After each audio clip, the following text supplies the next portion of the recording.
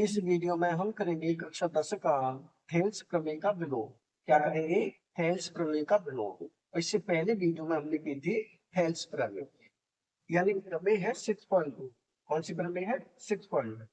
इसके लिए प्रश्न है, यदि एक रेखा किसी त्रिभुज की दो भुजाओं को एक ही अनुपात में विभाजित करे, यानी किसी त्रिभुज की एक रेखा उसकी दो भुजाओं को एक ही अनुपात में विभाजित करे, तो वह तीसरी भुजा की समांतर होती है। तो वो क्या होती है? तीसरी भुजा की समांतर होती है। जैसे ये त्रिभुज है ए बी सी, इसमें एक रेखा है डीई, और ये जो डीई रेखा है वो ए बी को और ए सी को एक ही अनुपात में विभाजित करती है। तो हमें सिद्ध करना है कि जो डीई है वो बी सी के समांतर है, ये सिद्ध करना है। तो इसके लिए सबसे पहली हेडिंग होगी दिया है। दिया है तो जो भी अलग दिया है उसे लिखे। हमें क्या दिया है? एबीसी एक त्रिभुज है, तो सबसे पहले किसी को लिखें। एबीसी एक त्रिभुज है, ए बी सी एक त्रिभुज है, त्रिभुज है। और इसमें क्या दिया है?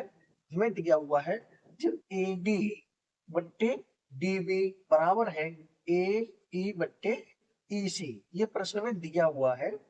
ये हाँ दिया है, एक ही अनुपात में विभाजित कर दिए, इसे हम लिखेंगे, यानी कि ए डी बट्टे ए डी बट्टे डी बी, डी बी बराबर है ए ए ई बट्टे किसके? ई सी के, ई सी। ये हमें दिया है, ब्रैकेट में लिख सकते हैं थेल्स प्रमेय से, जिसे ये थेल्स प्रमेय से ब्रैकेट में लिखें थेल्स प्रमेय। ये थेल्स प्रमेय से है, ये हमें प्रश्न नहीं दिया हुआ है। अब हमें सिद्ध क्या करना है? हमें सिद्ध करना है वो तीसरी भुजा के समांतर होती है, यानी कि जो डीई है वो बीसी के समांतर है, ये सिद्ध करना है। तो अगली हेडिंग डालेंगे हम सिद्ध करना है, अगली हेडिंग लिखेंगे सिद्ध करना है। अब क्या हमें सिद्ध करना है उसको लिख देंगे, यानी कि डीई समांतर है बीसी के, ये सिद्ध करना है। यानी कि डीई समांतर है बी सी के, इसे सिद्ध करना है। और इसे हम थेल्स प्रमेय वाले को समीकरण 1 मान लेते हैं। अगली हेडिंग होगी रचना। अगली हेडिंग होगी रचना। रचना में हम क्या करेंगे? रचना में जो डी ई डैश रेखा खींचेंगे किसके? बी सी के समांतर। तो यहाँ लिखें डी ई डैश समांतर बी सी खींची, खींची। यानी कि रचना में हमने क्या किया, जो डी डैश है वो बीसी के समांतर खींची। अगली हेडिंग हो जाएगी हमारी प्रमाण। अगली हेडिंग हो गई प्रमाण। अब प्रमाण में हम इस लाइन के ऊपर फिर लिखें, यानी कि यह डी ई डैश समांतर किसके है? बीसी के, डी ई डैश समांतर है बीसी के, यानी कि जो डी ई डैश है वो किसके समांतर है? बीसी के।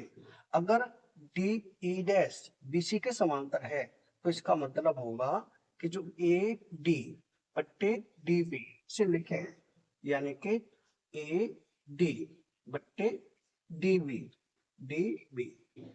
बराबर होगी किसके? ए ई डैश बट्टे ई डैश सी के, यानी कि ए ई डैश बट्टे ई डैश सी, ये बराबर होंगे। क्यों होंगे बराबर? क्योंकि जो डी ई डैश है वो हमने बीसी के समांतर खींची है।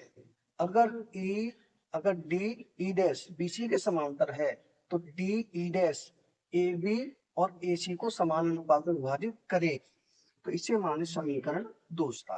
कौन सा समीकरण? दूसरा। अब हम देखें समीकरण 1 और 2 से।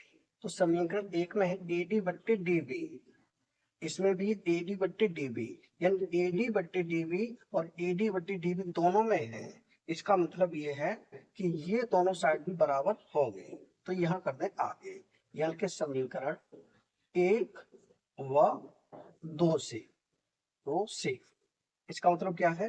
ए ई बट्टे ई सी बराबर किसके हो गई?